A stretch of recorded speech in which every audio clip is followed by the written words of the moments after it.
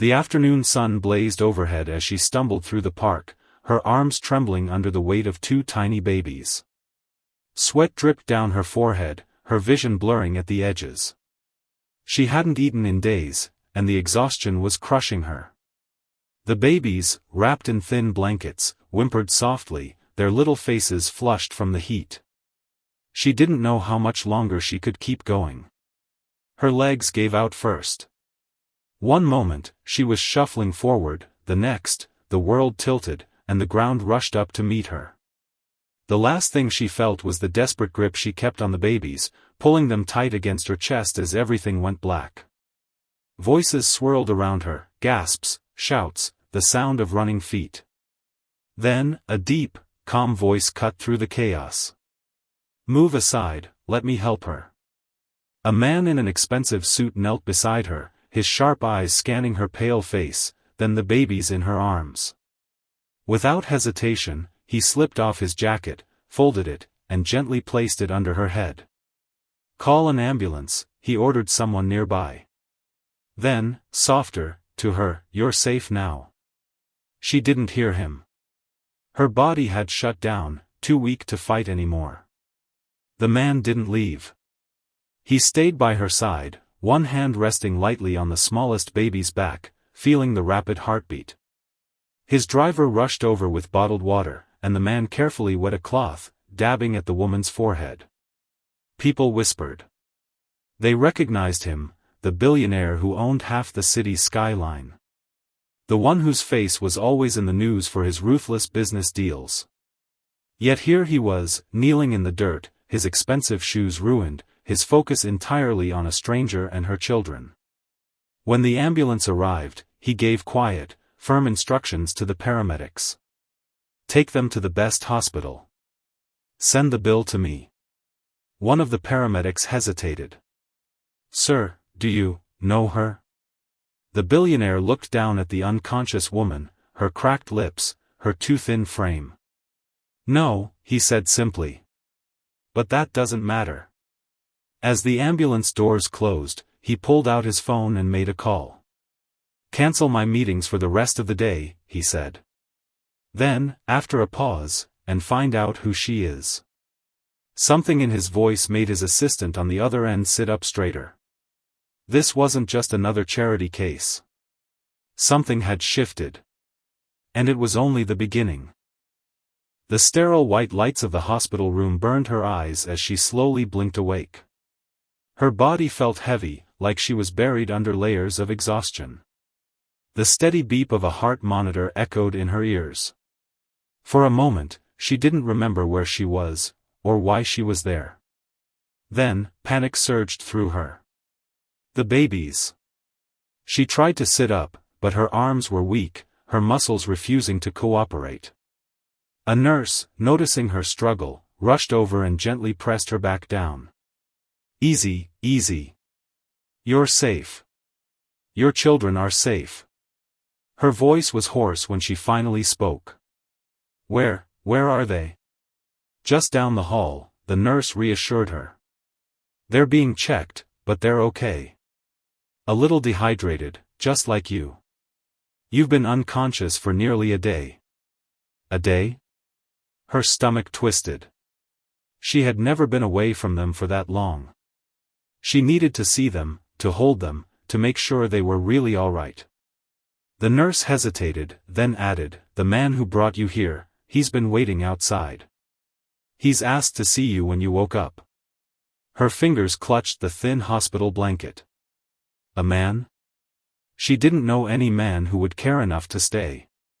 The last thing she remembered was collapsing in the park, the world spinning, the fear of dropping her babies as everything went dark. Before she could respond, the door opened. He stood there, tall, impeccably dressed, his sharp eyes taking in every detail of the room before settling on her. There was something unsettling about his presence, like the air itself grew heavier when he entered. The nurse excused herself, leaving them alone. For a long moment, neither spoke. Finally, he stepped forward. "You're awake." His voice was calm, controlled. Not unkind, but not warm either. She swallowed hard. You're the one who helped me? He nodded once. You were unconscious. The babies were distressed. I made sure you got here. She didn't know what to say. No one had ever done anything like this for her before. Thank you, she whispered, though the words felt too small.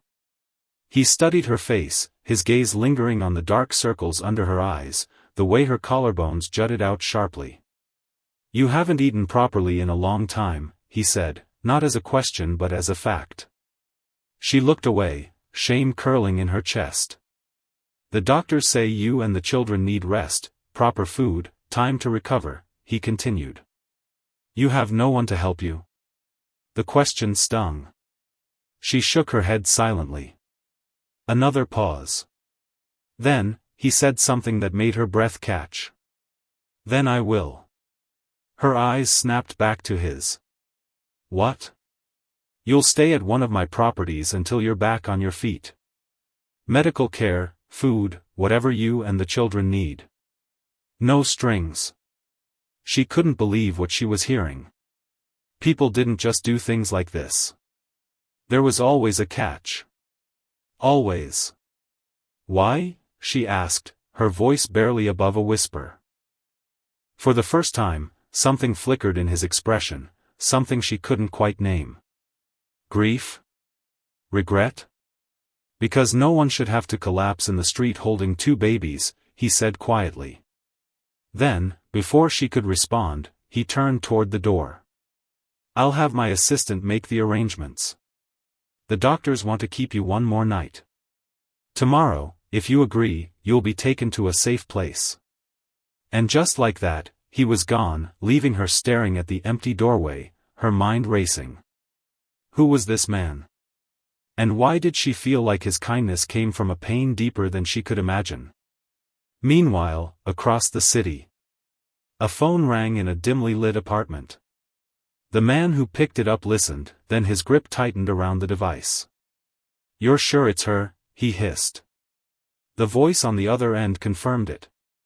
A slow, cruel smile spread across his face. Good. Then we know where to look now. He hung up and grabbed his coat. She couldn't hide forever. The car ride to his property was silent. She sat stiffly in the back seat, one arm wrapped protectively around each baby as they slept in their carriers. The leather seats were soft, the air cool and clean, so different from the cramped, damp places she'd been staying before. The man, she still didn't even know his name, sat across from her, staring out the tinted window. He hadn't spoken since they left the hospital. She wanted to ask questions. Who was he really? Why was he doing this? But fear kept her quiet. In her experience, kindness never lasted. The car turned onto a long, tree-lined driveway. At the end stood a sprawling estate, more like a fortress than a home. Tall gates closed behind them as they entered. Her grip on the babies tightened. You'll be safe here, he said, finally breaking the silence. She swallowed hard. Safe from what? His eyes met hers. Whatever you're running from.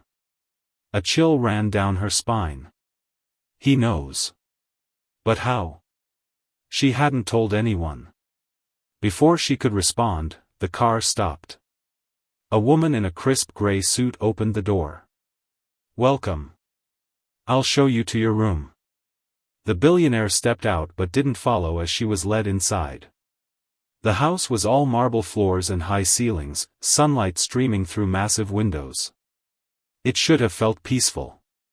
Instead, every step made her more uneasy. The room they brought her to was larger than any apartment she'd ever had. A crib sat ready in the corner, a changing table stocked with supplies. Fresh clothes, nice ones, were laid out on the bed. The kitchen will send up food shortly, the woman said. Mr. Varma asked that you rest tonight. He'll speak with you tomorrow. Varma. So that was his name. The moment the door closed, she rushed to check the locks. Then, with trembling hands, she inspected every inch of the room, no cameras, no obvious traps. Just luxury. It made no sense. She sank onto the edge of the bed, staring at the sleeping babies. Their little chests rose and fell steadily. For the first time in months, they looked peaceful. A knock at the door made her jump.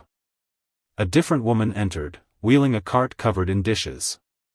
The smell hit her instantly: roasted chicken, warm bread, something sweet. Her stomach growled painfully. "Eat slowly," the woman said kindly. "Your body isn't used to rich food." She wanted to devour it all at once. Instead, she forced herself to take small bites between feeding the babies. Every flavor was overwhelming. She hadn't eaten a real meal in so long.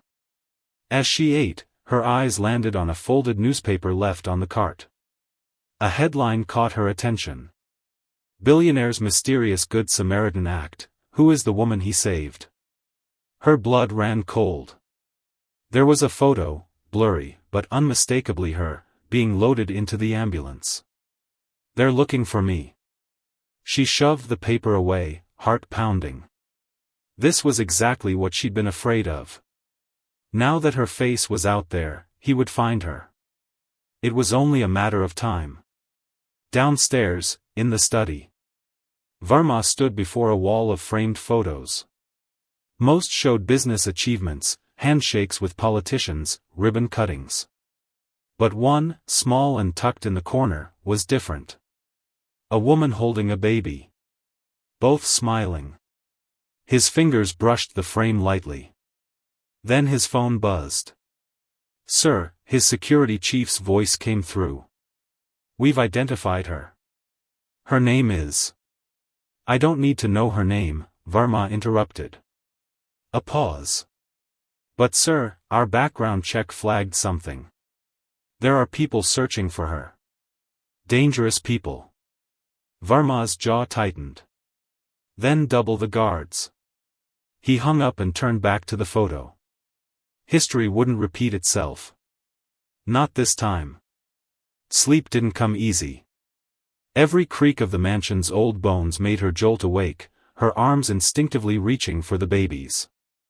The softest murmur from their crib had her up in an instant, checking their breathing. By dawn, exhaustion weighed heavier than the silk sheets. A gentle knock sounded at the door. She tensed. Was it him?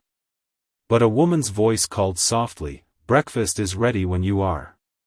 She waited until the footsteps faded before moving. The attached bathroom was bigger than some kitchens she'd cooked in. Hot water streamed instantly from the shower. For a wild moment, she considered bolting, just grabbing the babies and running. But where would they go? Back to park benches and stolen food? No. She had to stay. For them. Dressed in the clean clothes provided, soft cotton, no tags, she hesitated at the bedroom door. The babies stirred but slept on. Maybe she could eat quickly before they woke. The hallway stretched endlessly, lined with artwork that probably cost more than a lifetime of her wages. The smell of coffee and spices guided her to a sunlit dining room where a spread of food waited, and Varma, reading a newspaper, looked up. "You're awake." Her feet rooted to the floor. She hadn't expected to face him so soon. "Sit," he said, not unkindly. "You need to eat." The table held enough food for 10 people, fluffy omelets, fresh fruit, warm parathas. Her stomach growled despite her fear. She took the chair farthest from him. For several minutes, the only sounds were utensils on plates. Then, without looking up, he asked, "What are their names?" Her hand froze mid-bite. "The babies." He was asking about the babies. She swallowed hard. "I don't name them." His eyebrows lifted slightly. "It's safer that way," she whispered. A shadow crossed his face. He understood. Names made them real. Made them harder to let go. Setting down his coffee, he leaned forward. "You're not in danger here." A bitter laugh escaped her before she could stop it. Aren't I? Rich men don't help women like me for nothing. His expression darkened. For a heartbeat, she feared she'd gone too far. Then he stood abruptly, chair scraping. Come with me. He led her down a corridor she hadn't seen before, stopping at a locked door. A key turned with a heavy click. The room inside was a child's nursery, but frozen in time. Dust motes floated in sunlight over a crib still made up with blue blankets. Tiny shoes sat neatly lined beneath a changing table. On the wall, a single photo, the same woman from his study, laughing as she held a baby aloft. My wife, he said quietly. And my son. She didn't ask what happened. The grief in his voice said enough. They were taken from me 6 years ago. A car accident, or so the police claimed. His fingers brushed the dusty crib rail. I know it was no accident. Her breath caught. Who? A business rival. A man who knew hurting them would destroy me more than any financial loss. His jaw tightened. By the time I had proof, he'd vanished. The pieces clicked into place. That's why he'd helped her. Not out of pity, but recognition. He'd seen a woman and children in danger, and for him, it wasn't just charity, it was redemption. She touched the edge of the crib. You think someone wants to hurt them too? The babies. I think, he said carefully, that no mother collapses in a park holding 2 infants unless she's running from something worse than hunger. Tears burned her eyes. For the first time in months, someone saw her. Really saw her. The confession tumbled out, they're not mine. His gaze snapped to hers. I was their nanny. Their real mother, she told me to run. To take them and disappear. Her voice broke. That night, the house burned down. With her inside. Varma went very still. Who was she? Before she could answer, his phone buzzed violently. His security chief's voice came through, urgent, Sir, we have a perimeter breach. Outside the gates. A black SUV idled at the estate's entrance. The man inside smiled as guards approached. He rolled down his window just enough to flash a badge. Official business. The guard frowned. No one notified us of. Call your boss, the man interrupted. Tell him Mr. Kapoor is here for what belongs to him. Inside the house, every alarm began to blare. The blaring alarm sent her heart into her throat. She spun toward the door, but Varma caught her wrist. Not that way. His voice was steel. He moved to the nursery's bookshelf, yanked a thick volume, and, with a soft click, the entire shelf swung inward. A hidden passage. Go, he ordered. Stay silent. It leads to the garage. She hesitated. But the babies. I'll get them. His eyes burned into hers. Do you trust me? She didn't. Not really. But the footsteps pounding down the hall left no choice. The passage swallowed her whole, narrow, dark, smelling of old stone.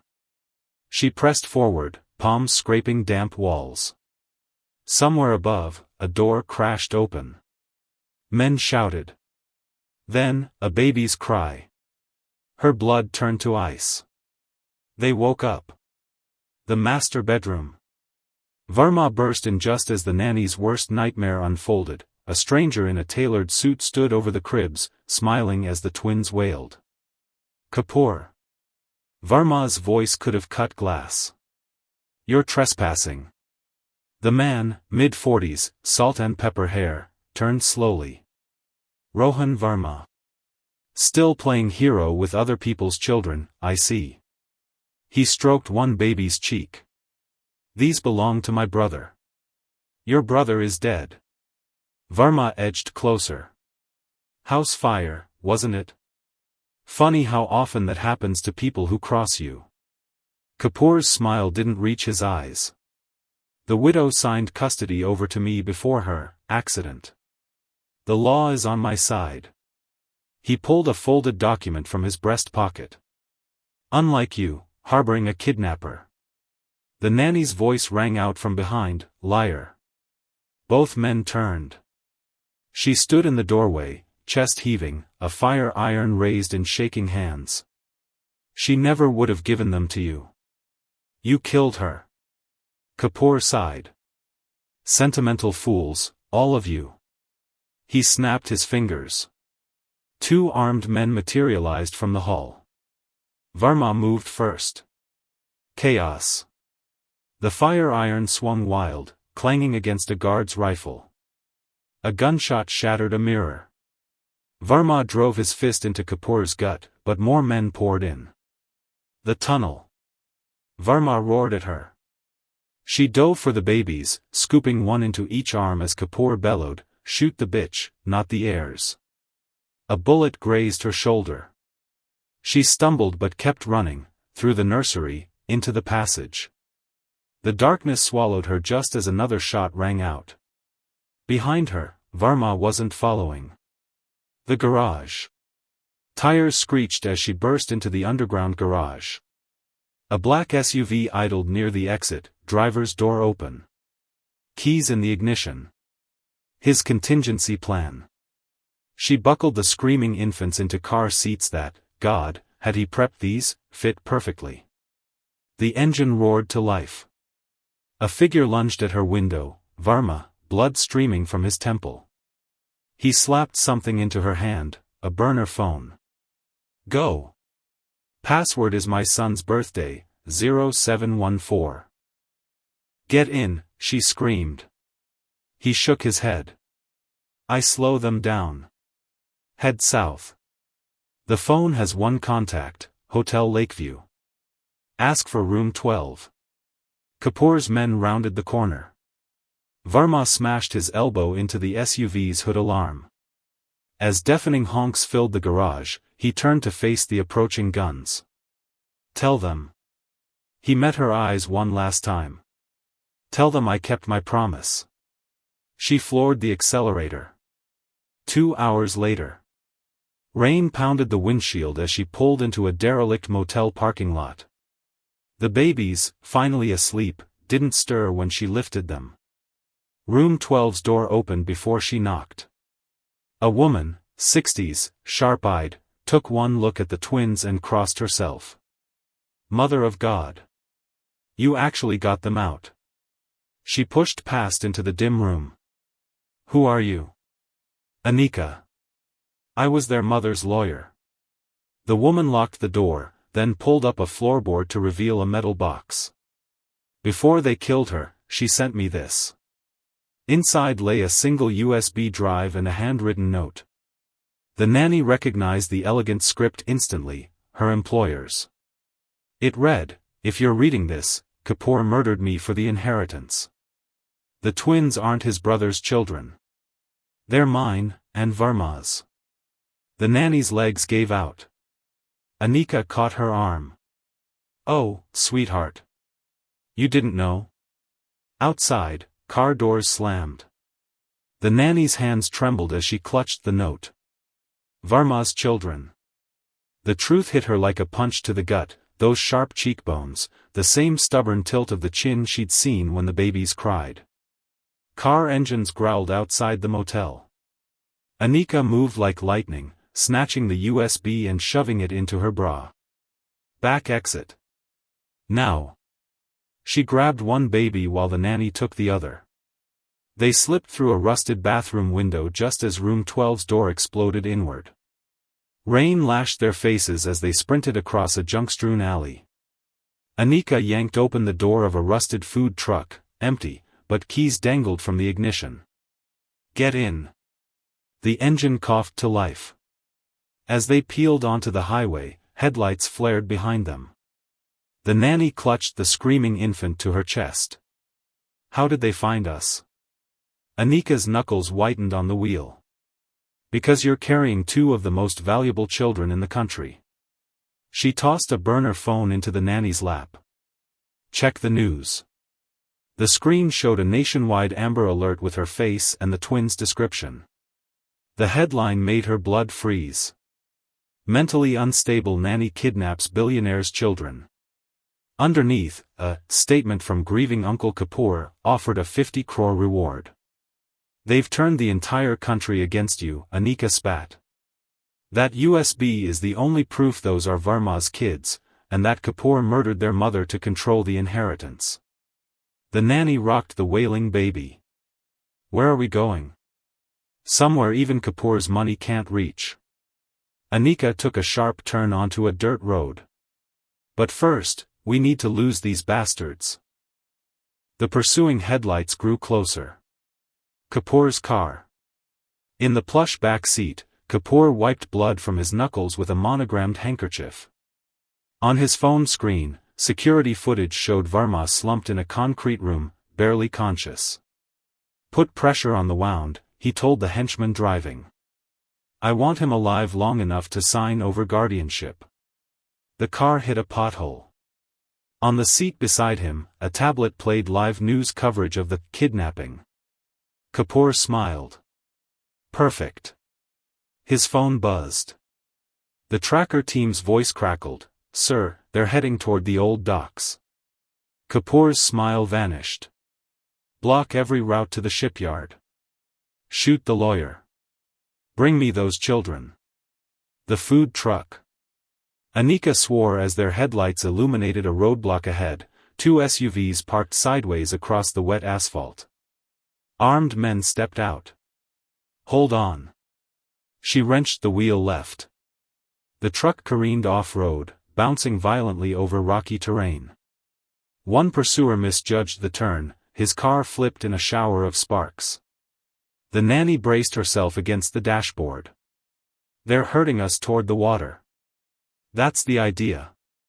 Anika's grin was feral. The truck burst through a chain-link fence onto a derelict pier. Ocean wind howled through broken planks. Behind them, 3 cars skidded to a stop. Anika killed the engine. Get out. Run to the edge. What? Trust me. Gunfire erupted as they sprinted down the rotting pier, babies clutched tight. At the very end, the nanny realized Anika's plan. A speedboat idled below in the black water. A bullet grazed Anika's thigh.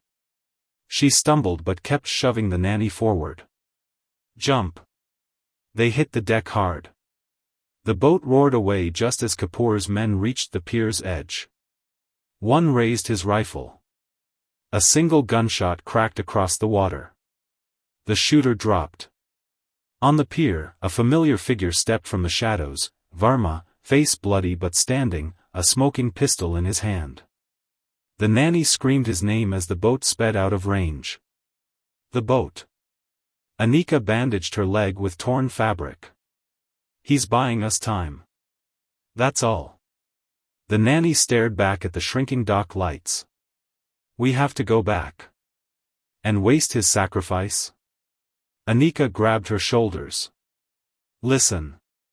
That USB contains a signed will naming Varma as guardian, plus footage of Kapoor ordering the hit on his sister-in-law. We get it to the right people, this ends. One baby began to cry. The nanny pressed her lips to its forehead. Where is the right people? Anika input coordinates into the boat's GPS, somewhere even Kapoor's media empire can't spin the truth. The screen read, Destination, Journalist Ria Mehra, Investigative Reporter. The boat plowed through crashing waves toward the city skyline. Toward hope. Toward war. The speedboat cut through the inky water, leaving the chaos of the docks behind. The nanny clutched the twins close, their tiny bodies shivering against the ocean spray. Anika steered with one hand, the other pressing a bloodied cloth to her leg. We'll be in the city within the hour, Anika shouted over the engine's roar. Ria Mehra runs an independent news outlet. Kapoor can't buy or bully her. If anyone can get the truth out, it's her. The nanny nodded, but her mind reeled. Varma is alive. She'd seen him standing on that pier, gun in hand. But for how long? Kapoor's men would be hunting him now with everything they had. One of the babies began to fuss, his little face scrunching up in protest. She rocked him gently, humming a lullaby their mother used to sing. The weight of everything pressed down on her. These children weren't just orphans. They were heirs to a fortune, pawns in a war between powerful men. And she, a nobody who'd been in the wrong place at the wrong time, was now their only protector. Anika glanced over, her sharp eyes softening. You've done right by them so far. That counts for something. The nanny swallowed hard. What if it's not enough? Before Anika could answer, the boat's radio crackled to life. A voice, distorted by static, broke through. Any vessel in Sector 7, be advised. Anika immediately killed the engine, plunging them into eerie silence. The boat drifted, waves slapping against the hull. Coast Guard, the nanny whispered. Anika shook her head, her face grim. Kapoor's people. They monitor all emergency channels. She pulled out the burner phone Verma had given them and dialed a number from memory. A woman's voice answered on the first ring. You're late. We're coming in hot, Anika said. Need extraction at Pier 9. 5 minutes.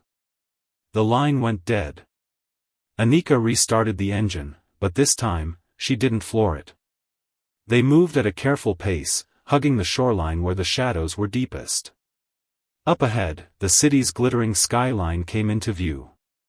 But so did the flashing lights of patrol boats. Anika cursed under her breath. Change of plan. She veered sharply left, toward a cluster of abandoned fishing shacks half sunk in the water. We go on foot from here. The safe house. The shack looked ready to collapse, its wooden beams sagging under decades of neglect. But inside, it opened up to a hidden staircase leading underground. Ria Mera waited at the bottom, her arms crossed. She was younger than the nanny expected, mid-30s, with sharp features and eyes that missed nothing. A laptop glowed on the desk behind her, live news footage of the kidnapping playing on mute. You're either very brave or very stupid, Ria said by way of greeting. Kapoor's got every cop and criminal in the city looking for you. Anika limped forward, pulling the USB from her bra. We've got what he's afraid of. Ria took it without hesitation, plugging it into her laptop. The screen flickered, then filled with files. Security footage. Audio recordings. A digital copy of a will. And one video file titled, For My Children. Ria clicked it. The twins' mother appeared on screen. She was beautiful, even in what must have been her final days, dark circles under her eyes, but her chin held high. If you're watching this, I'm gone. And Kapoor is responsible. Her voice was steady, but her hands trembled slightly. He discovered the truth, that these babies are Rohan's, not his brothers. That they stand to inherit not just my fortune, but Varma Industries. He can't allow that. The nanny's breath caught. On the screen, the woman continued. I've hidden proof of Kapoor's crimes, the murders, the bribes, the offshore accounts. It's all here. But more importantly. She leaned closer, as if speaking directly to her children. You are loved. By me. By your father. And by the woman I know will protect you when I cannot. The nanny realized with a start that she meant her. The video ended. For a long moment, no one spoke. Then Ria cracked her knuckles. Well. Let's burn the bastard. Kapoor's war room. The mansion's basement had been converted into a command center. Screens showed news coverage, police scanners, live feeds from across the city. Kapoor paced like a caged tiger. Find them, he snarled at his men. I want that USB destroyed and those children in my custody by dawn. A technician spun in his chair. Sir, we've got a problem. Ria Mera just went live on her underground broadcast. Kapoor's face drained of color as the screen switched to Ria's feed. There, for all the world to see, was the dead woman's testimony, and the damning evidence against him. Viewership numbers climbed by the second. Kapoor grabbed a pistol from his desk. Then we do this the old-fashioned way. The broadcast. Ria's fingers flew across the keyboard as the footage uploaded to every major server she could hack. 10 more minutes and this goes viral. Kapoor won't be able to scrub it from the internet. Anika stood guard at the door, her injured leg braced. The nanny watched the live comments pour in, outrage, shock, demands for Kapoor's arrest. Then the lights went out. A voice echoed through the darkness, a voice the nanny recognized from her nightmares. Did you really think it would be that easy? Kapoor stepped into the dim glow of the laptop screen, gun raised. Behind him, a dozen armed men fanned out. The nanny instinctively covered the twins with her body. Ria didn't flinch. It's already over, Kapoor. The world knows what you did. He smiled. The world has a short memory. His finger tightened on the trigger. A shot rang out. But Kapoor wasn't the one who fired. The door burst open. Verma stood in the doorway, flanked by police. His clothes were torn, his face bruised, but his eyes burned with fury. Drop your weapon, he growled. It's finished. Kapoor laughed. You brought cops? My cops? Verma stepped aside, revealing the silver-haired woman behind him, the chief minister herself. No, Verma said. Hers. For the first time, Kapoor looked afraid. The gun clattered to the floor as Kapoor raised his hands. His smirk remained, but his eyes darted between the armed officers and the still-live broadcast. You can't prove anything, he hissed. The chief minister stepped forward, holding up her phone. A video played, Kapoor, clear as day, ordering his brother's murder in a private meeting. This just came from Ria's studio. It's already public. Kapoor lunged for the gun. 3 officers tackled him to the ground. As they hauled him up, he spat at Verma, you think you've won? They'll always be my blood. The chief minister nodded to her team. Get him out of here. The moment the door closed behind them, Verma's knees buckled. The nanny caught him just in time, his weight staggering her. Blood soaked through his shirt from a hidden wound. Anika was already on her phone. We need an ambulance, now. Verma's hand found the nanny's wrist. His grip was weak but urgent. The twins. She nodded toward the corner where Ria shielded them. Safe. They're safe. His eyes fluttered shut. 1 week later. The hospital room smelled of antiseptic and flowers. Verma sat propped up in bed, his gaze fixed on the 2 bassinets beside him. The nanny stood at the window, watching the first monsoon rain streak the glass. You saved them, Verma said quietly. I can never repay that. She turned. Dark circles shadowed her eyes. Their mother did. She trusted me when no one else would. A nurse entered with discharge papers. Verma signed without looking. When the door closed again, he took a deep breath. Come work for me. Properly, this time. Raise them in their mother's home, with every resource. No. The word hung between them. Verma stilled. You don't want to stay? She moved to the bassinets, gently adjusting a blanket. I love them. But they're not mine. Her voice cracked. And this world, your world, it eats people like me alive. Outside, the rain fell harder. The reading of the will. The lawyer's office was all polished wood and silence. The nanny sat stiffly between Anika and Ria as the solicitor unsealed the envelope. To my beloved children, he read, I leave all worldly possessions held in the Kapoor Trust, to be administered by Rohan Verma until they come of age. Standard. Expected. Then the solicitor cleared his throat. To the woman who risked her life to protect them when I could not, I leave the following. First, my eternal gratitude. Second, ownership of the Lakeview cottage in Munner, free and clear. And third. He peered over his glasses. A choice. The nanny's hands knotted in her lap. The children may remain with their father, where they'll want for nothing. Or. The solicitor hesitated.